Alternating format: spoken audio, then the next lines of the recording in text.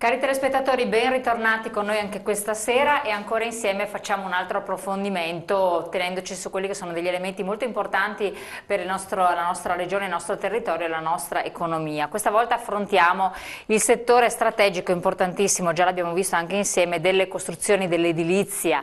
Parleremo anche di cementificazione, un mercato che è strategico perché ha un indotto molto importante. L'abbiamo sempre detto, se questo mercato dà dei segni di movimento in positivo e in negativo, di conseguenza si muovono anche altri comparti. L'abbiamo visto bloccato, crollare terribilmente a partire dal 2007, quando ha raggiunto degli apici molto importanti e strategici, fino ad arrivare ai giorni nostri. Adesso si sta muovendo qualcosa, ma in che termini?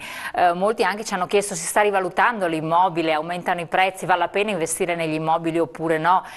Tantissimi dell'indotto del settore sono rimasti senza occupazione purtroppo e non vedono prospettive. Ha delle aperture verso l'estero, la tassazione che ambiti dà di gioco, quindi ancora un investimento interessante. Abbiamo poi le imprese molto strutturate che fanno parte del settore degli industriali, abbiamo poi quelle artigiane e secondo alcuni dati forse si muovono meglio perché più piccole, più versatili, più elastiche, possono anche occuparsi di ristrutturazioni. E qui entra in gioco anche il piano casa. Quanto ha fatto per il Veneto il piano casa? E la regione del Veneto come si è mossa? Ormai facciamo anche un po', tiriamo le somme, facciamo un bilancio in questi anni e che prospettive ci possono essere in futuro. Insomma, tanti i temi sul piatto, molto molto interessanti, e il tutto nasce da una indagine, da un osservatorio del settore dell'edilizia che periodicamente ci sforna dei dati. Allora vediamo i nostri protagonisti odierni. Ben arrivato Virginio Piva, presidente di Cassa del Veneto, Confartigianato, grazie di essere qui con noi. Valerio Franceschini, segretario generale Fenea Will del Veneto, parte sindacale, sempre di Cassa sostanzialmente. Federico Della Puppa, coordinatore osservatorio delle costruzioni del Veneto, grazie anche a lei, ricercatore all'università e quindi ormai addetto ai lavori nel settore.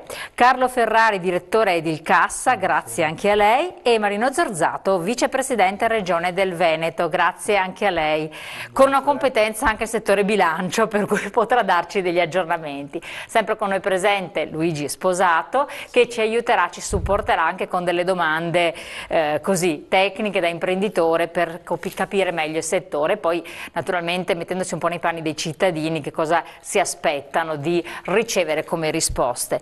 Siccome c'è stato appunto un momento molto importante di presentazione di questi dati, noi l'abbiamo seguito insieme, quindi facciamo un sunto estremo con questo servizio di copertina, prego. Il 2014 per il mercato delle costruzioni nel Veneto è stato un anno di ulteriore crisi. Complessivamente il settore ha perso il 6% degli investimenti rispetto al 2013, con una flessione del circa il 14% nella nuova costruzione, bilanciata parzialmente dalla crescita del 3,3% del mercato del recupero residenziale. Unico dato positivo dovuto in gran parte alle opportunità del piano casa e agli incentivi fiscali per le ristrutturazioni e la riqualificazione energetica degli edifici. Questi i dati sull'analisi congiunturale 2014 sul settore delle costruzioni promossa congiuntamente da Edilcassa Veneto e Unioncamere del Veneto. Questo monitoraggio ci consente di attuare poi delle politiche fatte su base oggettiva e non su sintomi. È un settore penalizzato anche dal credito. Con la crisi economica e considerando il drastico calo che c'è stato nel settore, molte aziende si sono trovate con prodotti invenduti, con difficoltà di pagamento e quindi sono diventati dei cattivi clienti per le banche. Però questo cosa succede? Oggi va a penalizzare anche quelle sane, quelle che si sono evolute, che sono in grado di reggere bene il mercato e di dare quindi un contributo sia all'occupazione che all'economia. A margine dell'incontro, i presidenti hanno firmato l'accordo che prevede il rinnovo triennale della collaborazione fra Edilcassa e Unioncamere Veneto nell'ambito delle attività di studio sull'osservatorio trimestrale sul settore delle costruzioni. Il mondo dell'edilizia è stato bastonato in questi tempi, dal punto di vista soprattutto morale, bisogna tornare alla moralità in questo mondo, bisogna espellere quelle infiltrazioni mafiose che nel territorio purtroppo ci sono, ormai le abbiamo viste, la questione della corruzione, quindi è un mondo che sta soffrendo, che ha bisogno di riprendersi la fiducia della gente, dei mercati, di non consumare più territorio, ristrutturare l'esistente. La realtà è che noi dobbiamo presentarci al mondo, soprattutto dopo l'Expo, con una nuova moralità. Quello della semplificazione burocratica è uno dei temi che il Veneto deve affrontare per sostenere il processo economico che sembra delinearsi all'orizzonte. La graduale ripresa dell'attività produttiva consentirà un recupero dei livelli occupazionali accompagnato dal calo del tasso di disoccupazione. Regolamento unico significa semplificazione per l'edilizia. In un momento di crisi l'edilizia da piano casa ha avuto 3 miliardi e 2 di investimenti in Veneto fatti di piccoli interventi di 30, 40, 50 mila euro. 30.000 posti di lavoro garantiti da questa legge in un momento di crisi economica. Semplificare, meno burocrazia, meno carte. L'azione di governo che da oggi in poi si deve fare, e quindi questo lasciamo in qualche modo, è regolamento unico, cioè non più 580 regolamenti in Veneto, ma uno solo per tutti, semplice. Il settore delle costruzioni è da sempre un indicatore molto importante per l'intera economia. Attorno all'edilizia ruotano infatti molti comparti che determinano con l'edilizia stessa buona parte del PIL. Mirare alla riqualificazione può essere quindi volano per la ripresa di questo settore penalizzato ormai da tempo. Beh, i numeri lo dimostrano, perché a livello nazionale abbiamo avuto nel solo settore della ristrutturazione una crescita dell'1,7% nell'ultimo anno, ma in Veneto del 3,3%.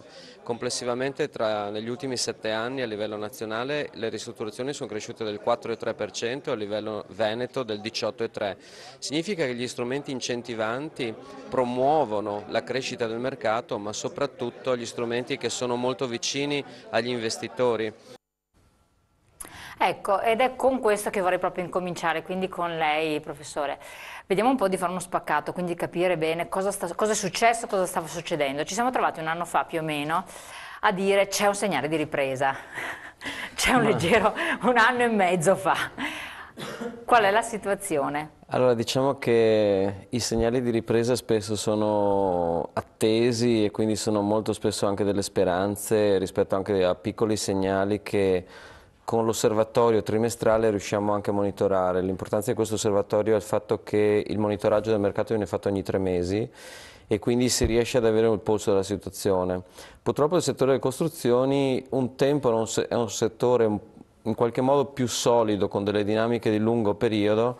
Oggi è un settore, come molti altri settori, soffre dinamiche anche di breve periodo, per cui ci sono dei trimestri in cui sembra che i segnali siano positivi e poi per motivi legati anche a fattori congiunturali non solo legati al settore, per 2-3 mesi subisce degli stop rilevanti. In questo momento, ad esempio, l'ultima rilevazione che abbiamo fatto relativa al quarto trimestre del 2014 dava dei segnali tendenzialmente positivi. Il dire tendenzialmente positivi va riferito a quello che è successo in tutti gli anni precedenti, perché in realtà noi veniamo da un crollo del mercato, un vero e proprio crollo. In Veneto abbiamo perso più del 25% degli investimenti nell'arco di 6 anni. Significa che un settore si è trovato con un quarto di giro d'affari in meno. Un quarto è tantissimo. Un quarto è tantissimo e diciamo che di fronte a questa perdita, da un lato il sistema dell'imprenditoria ha retto fino a un certo punto e però nell'ultimo anno ha mostrato delle grosse difficoltà. Abbiamo perso più del 10% delle imprese, però dal punto di vista occupazionale, mentre i primi anni c'è stata una tenuta in qualche modo, anche perché le imprese sanno che uno dei capitali importanti che hanno è quello che sono i propri addetti, il proprio personale, oggi ci troviamo a fare i conti con 6 anni di crisi che hanno portato ad una perdita del 23% dell'occupazione. Abbiamo perso complessivamente 40.000 posti di lavoro, il che vuol dire 40.000 famiglie che si trovano in Regione Veneto, si trovano in difficoltà. La fluttuazione, l'andamento. Dunque le crisi, un tempo si diceva che l'edilizia viveva di 4 anni di vacche grasse e 4 anni di vacche magre, per cui 4 anni cresceva, 4 anni scendeva, 4 anni cresceva, 4 anni scendeva, però le fluttuazioni erano minime.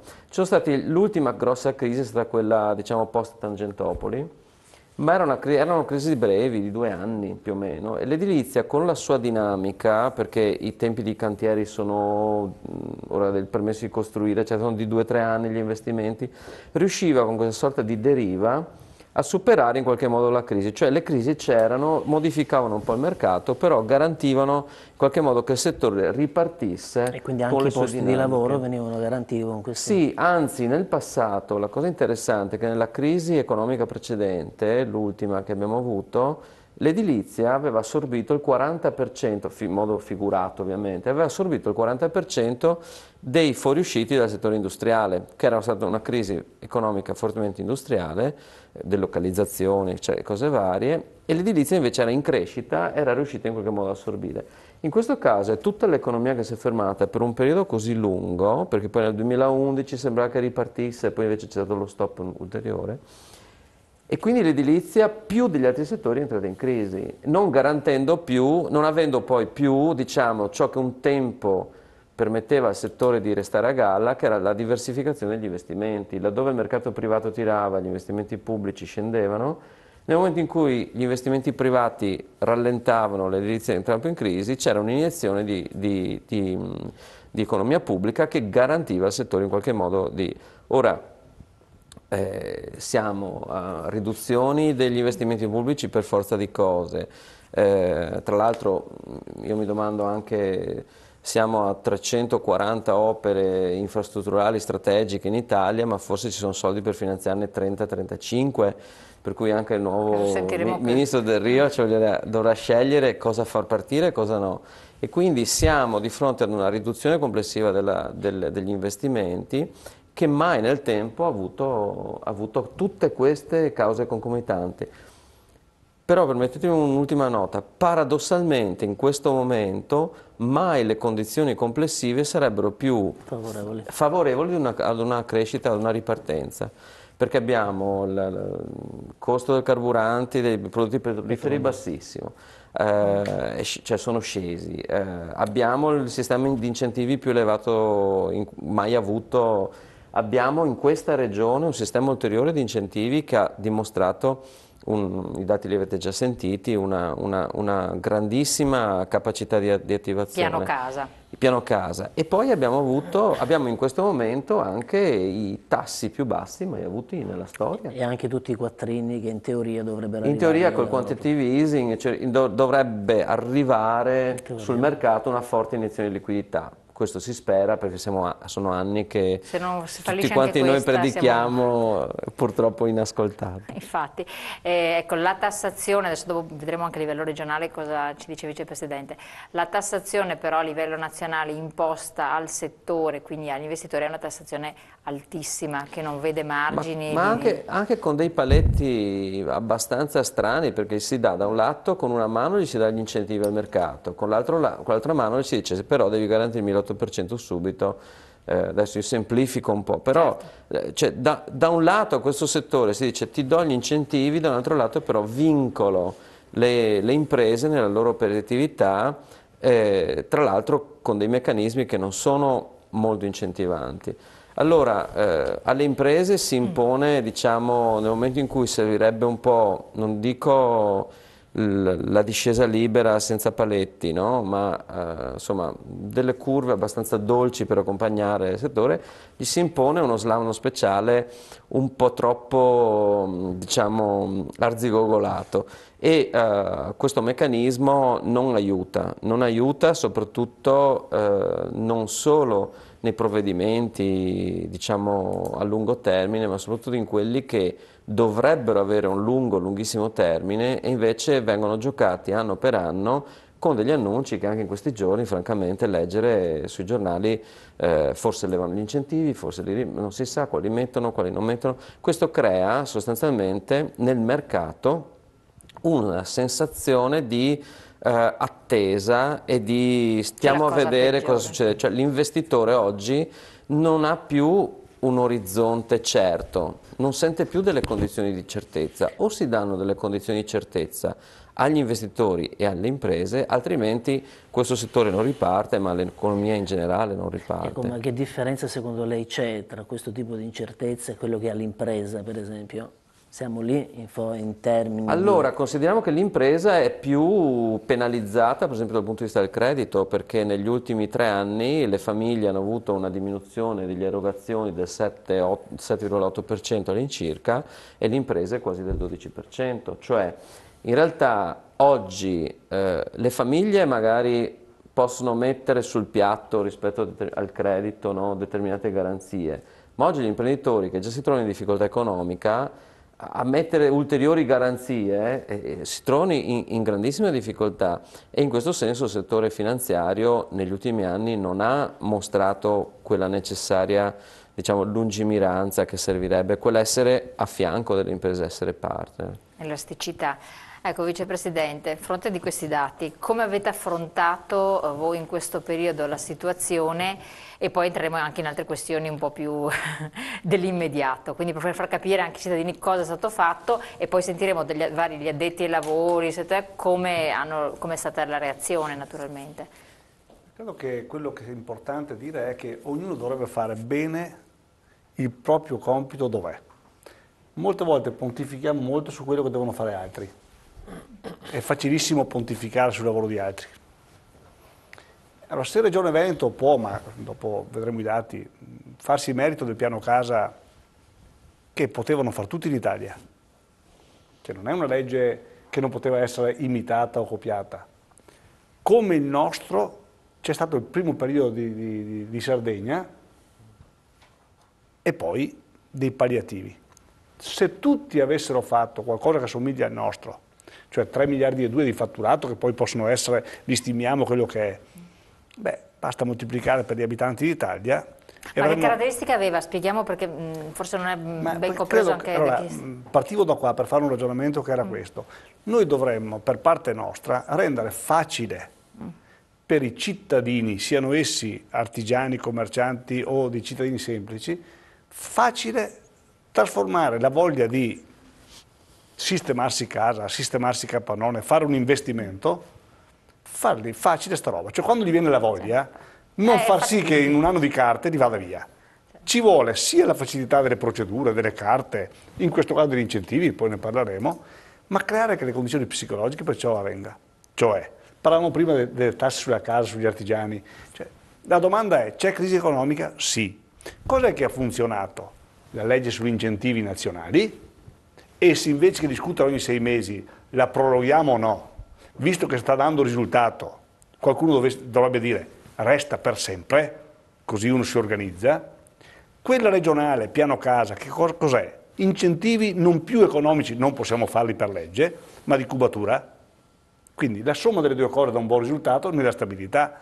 Ma se poi, dico io, aggiungessimo una possibilità al cittadino, visto che spendi soldi, visto che li tiri fuori dal materasso, sappiamo che gli italiani hanno aumentato il risparmio in questo periodo di crisi, l'altro dato è, in banca ci sono più soldi perché gli italiani che sono bravi, anche nella crisi, hanno speso meno e messo via di più. Allora, se io voglio che un italiano prenda questi soldi, un veneto, e li metta sulla casa per farla più bella, sul capannone, devo dargli delle opportunità, devo renderlo, fargli la voglia, si dice, no? Allora come? Incentivi nazionali, ma estendiamoli anche al nuovo, incentivi regionali, diamoli cubatura, ma perché no dire ad esempio che per 5 anni uno paga mezza IMU se fa un ampliamento? Ci rimette il comune che incassa un po' meno o favorisce i suoi artigiani che stanno costruendo, favorisce i suoi commercianti che fanno qualcosa, perché l'economia indotta di questi 3 miliardi e 2 che potrebbero così diventare 5, quando ritorna in quel comune in altro modo? Però le sa che il comune trasale perché Sì. Siamo tutti, no, ma io non parlo contro, io dico siamo tutti in difficoltà. Esatto, però quanti contenziosi sono nati col piano casa? Neanche uno. Tra il comune, Neanche uno. Nessuno. L'unico contenzioso vero che c'è stato è qualche comune che si è dal primo giorno fatto come puntiglio. A me non piace perché deturpi il territorio. Più di qualcuno. Sì, ma a distanza di anni ne vede qualcuno che, a parte Cortina che lo fa per principio e Asiago che si è stancato di perdere le cause, vede qualcun altro che si sta lamentando, stanno tutti via via copiando i provvedimenti degli altri perché hanno capito che funzionava. Ormai resta qualche mohicano, si dice no, l'ultimo, Quindi Rispetto era una questione di principio, secondo me. io credo, guardi, c'è un dato che credo, abbiamo parlato di economia, 30.000 posti di lavoro salvati, famiglie, geometri che sono ancora con l'ufficio aperto per questo motivo qua, architetti, artigiani, edili, potrei andare avanti. Ma l'altra vera novità di questa legge è che rispetto a tutti non dobbiamo più occupare suolo, dobbiamo ripristinare le nostre terre. Per applicare il piano casa ci vuole una casa, cioè si amplia la casa che hai nell'orto che hai e non vai a occupare un lotto libero nel quale ti fai la villetta nuova. Quindi se c'è una legge che di per sé porta al non consumo di suolo è il piano casa. Quelli che facevano, diciamo, adesso li chiamo io scherzando, gli ultimi dei mohicani, la strumentalizzavano al rovescio, ma era proprio il contrario. Ma perché forse temevano invece che ci fossero degli ampliamenti che dove? No, il timore, ricordo le obiezioni inizialmente. Se uno legge, io dicevo sempre leggi la legge, se l'ampliamento massimo sulla media che abbiamo è di 30-40 mila euro, se l'ampliamento massimo di media sono 40-60 metri quadrati, se l'ampliamento massimo di media sono 150 metri cubi, che vuol dire al massimo stanza, bagno, cucinotto, la sto esagerando, che magari qualche volta è per la badante del mio papà, del nonno anziano, che qualche volta è per quelle robe. Beh, insomma, io capirei se un piano casa è stata un'opportunità per gli artigiani. Per tutti, ma dico, i dati lo dicono, 93% di piccoli interventi. Ma la domanda è, se però facciamo la polemica e si dice Zorzato devasta Cortina, mai applicato il piano casa, Zorzato trasformato Asiago, che non l'ha applicato, per cortesia, almeno tra di noi ci diciamo la verità, non costa niente, diciamo che è una buona legge, come sempre perfettibile, ma soprattutto nei momenti di crisi economica come questa, quando ho scoperto, non è un dato mio, è un dato delle categorie, che sono 30.000 o 25.000, cambia poco, ma se è vero che 30.000 famiglie e 40.000 le abbiamo perse comunque, quindi 40.000, erano 70.000 in caso contrario, vi rendete conto la differenza? 30.000 famiglie che hanno mantenuto uno stipendio in casa, siano essi lavoratori, artigiani, professionisti in questi anni? È una rivoluzione positiva. Se qualcuno contesta questo, però non è finita. Ecco, no, io la interrompo solo un attimo, se si ricordi dove è arrivato, che dopo sarà. Perché andiamo in pubblicità, che incombe da un po' di tempo. Vediamo dove non è finita, poi do la parola appunto anche a Piva e agli altri. Un attimo solo, pubblicità.